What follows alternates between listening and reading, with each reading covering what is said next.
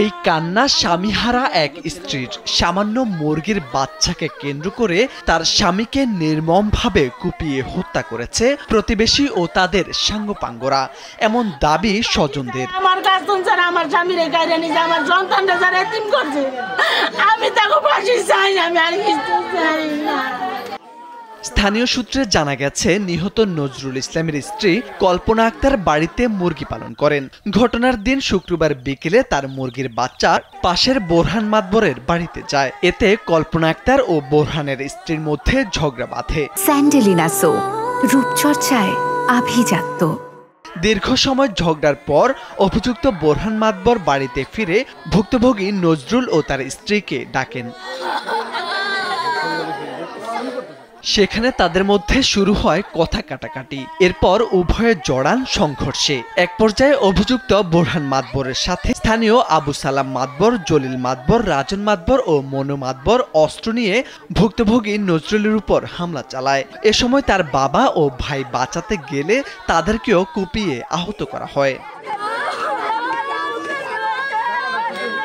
শরীয়তপুরের জাজিরা পৌরসভার ৮ নং ওয়ার্ডের পশ্চিম আড়াচণ্ডী গ্রামে এমন ঘটনা ঘটে। শনিবার আহত নজরুল ঢাকা মেডিকেল কলেজ হাসপাতালে চিকিৎসাধীন অবস্থায় মারা যান। তার ভাই ও বাবার অবস্থাও আশঙ্কাজনক।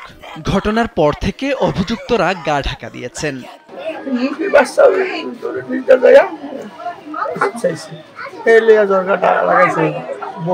বোরহান মাতবর হুকুম দিছে যে দর কইতে দেরি।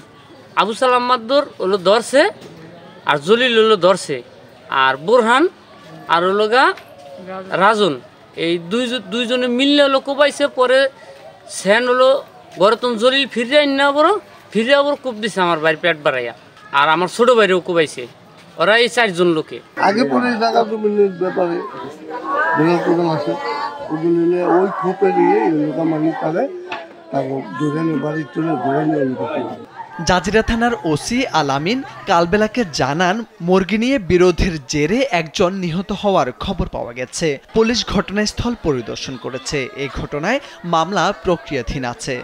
16 তারিখ সকাল 8টার সময় নজরুল মাতবর চিকিৎসাধীন অবস্থায় ঢাকা মেডিকেলে মারা গেছেন। তো এই ব্যাপারে মামলা প্রক্রিয়াধীন, আমরা এদিকে স্থানীয়দের দাবি, নিহত নজরুলের পরিবারের সঙ্গে অভিযুক্তদের পরিবারের জমিজমা সংক্রান্ত বিরোধ ছিল। এর জেরেই এই হত্যাকাণ্ড ঘটতে পারে বলে ধারণা তাদের। মোরশেদ আলম, কালবেলা।